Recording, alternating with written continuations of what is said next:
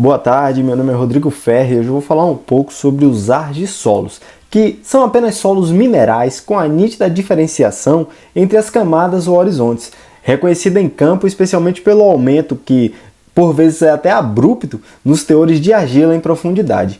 Eles podem ser arenosos de textura média ou argilosos no horizonte mais superficial. Eles apresentam geralmente uma cor mais forte, uma maior coesão, maior plasticidade e pegajosidade na profundidade, devido ao seu maior teor de argila, quanto mais profundo.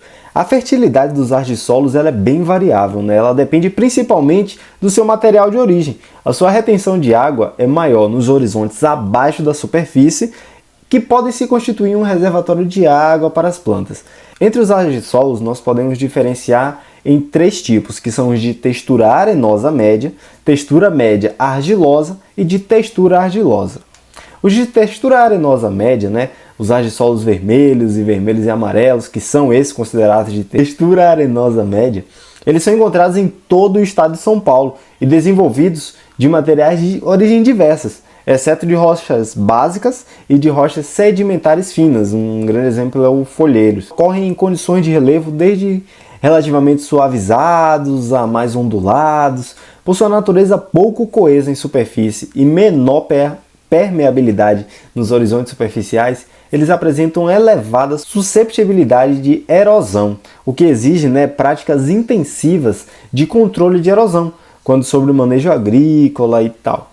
Sua fertilidade química é predominantemente baixa, podendo ser até um pouco mais elevadas nesses solos quando desenvolvidos dos arenitos, pois tem a contribuição carbônica, principalmente lá no oeste do estado. Já os de textura média argilosa e de textura argilosa são desenvolvidos mais frequentemente de rochas ígneas ou rochas metamórficas. As condições de relevo em que ocorrem são bastante variáveis. Apesar de elevada a sua capacidade de água disponível, esses solos podem apresentar limitações ligeiras sob o aspecto físico, relacionada a pouca profundidade ou a presença de cascalhos, e principalmente na superfície. Salve. Pronto, então chegamos aqui a perfis do argilossolo. Então, os argilossolos, eles tipicamente vão ter um horizonte B textural abaixo de um horizonte E ou A. E esse horizonte B textural, ele vai estar aí entre cores vermelhas a amarelas e vai possuir, obviamente, uma textura argilosa. O horizonte E, ele vai possuir umas cores claras e acinzentadas. A diferenciação entre um e outro vai ser de moderada a evidente, Então aqui temos uma diferenciação moderada a evidente. O horizonte E, ele vai tipicamente possuir uma cor meio acinzentada. O horizonte B vai ter essas cores amarelo avermelhado. E outra característica que pode ser encontrada é a cerosidade, que é aquele brilho, que dá para observar em solos desse tipo. Bem, e quanto a perfis do argilossolo, é basicamente isso. São solos que são moderadamente drenados. E é isso. Agora falando sobre os processos gerais e específicos do argissolo. Entre os processos básicos de formação dos solos, temos as adições, perdas, translocações e transformações. Porém, quais mais prevalecem quando falamos dos argissolos?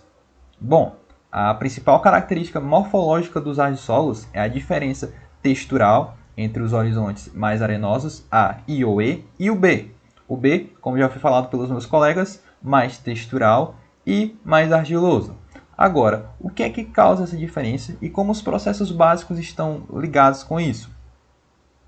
Basicamente, é pela combinação de fatores que provocam o transporte de argila dispersa com a água gravitacional, aqui tratando-se da translocação, ou a destruição de argila em superfície, tratando-se das perdas. Então, os que mais prevalecem são as perdas e as translocações. Falando agora dos processos específicos, já dá para ter uma noção que o que vai caracterizar os argissolos é a posolização. É ela que trata justamente da translocação de argila dentro do perfil do solo. Os solos argissolos, eles apresentam translocação de argila dos horizontes mais superficiais para um horizonte mais profundo. Esse horizonte mais profundo é o horizonte B, o de acumulação de argila translocada. Aqui nessa imagem é possível perceber o movimento descendente da argila no perfil, nos horizontes A e E, e neles há uma perda de material. Já no horizonte B, há o acúmulo desse ganho. Uma outra informação é que a argila translocada ela leva o entupimento dos macroporos desse horizonte B, tornando-o menos permeável, e isso vai facilitar a erosão no horizonte superficial. Olá, meu nome é Antônio e eu vou falar sobre as subdivisões dos argissolos. Começar falando sobre os bruno-acinzentados. Os bruno-acinzentados, eles têm uma grande quantidade de matéria orgânica nas primeiras camadas do solo, por isso eles têm essa cor mais escura, mais forte nas primeiras camadas.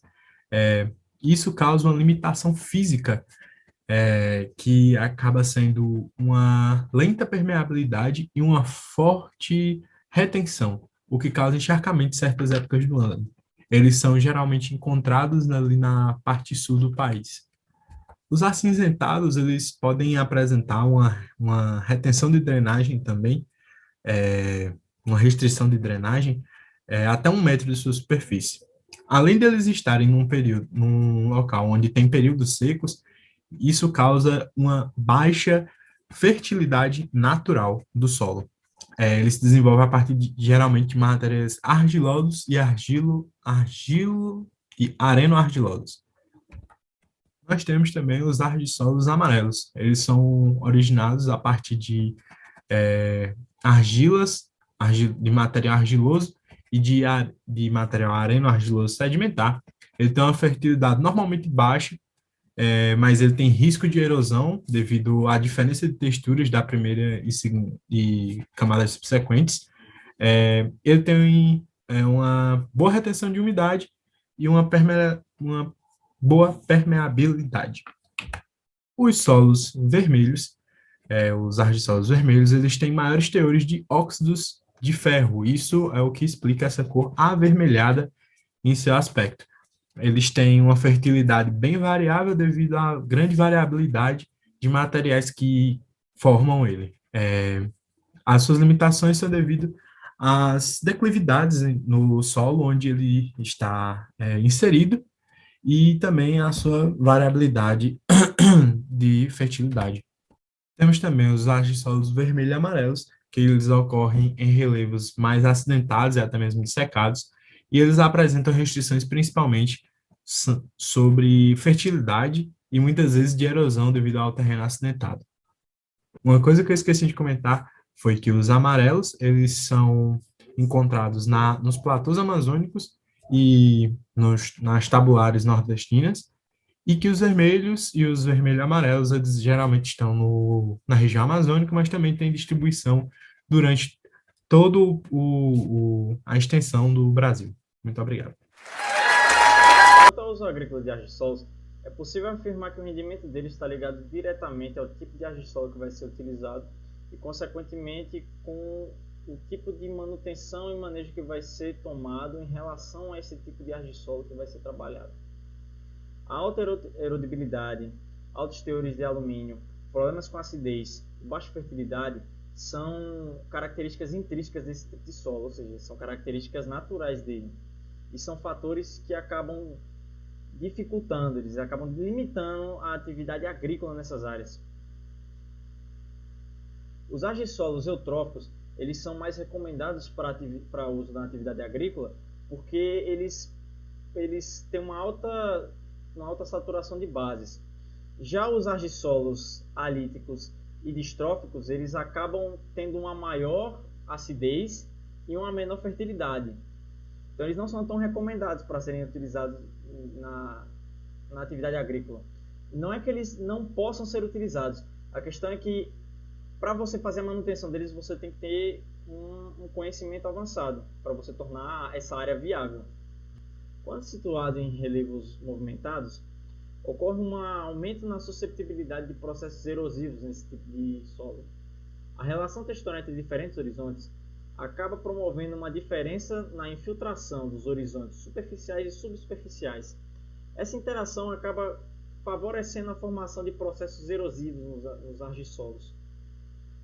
Esse processo ele consegue ser ultrapassado por assim dizer, se o argissolo ele possuir uma textura leve ou média e uma baixa relação textural, porque isso vai acabar gerando uma maior porosidade e uma maior permeabilidade nesse solo, e assim vai acabar negando esse processo de erosão, ou pelo menos reduzindo ele.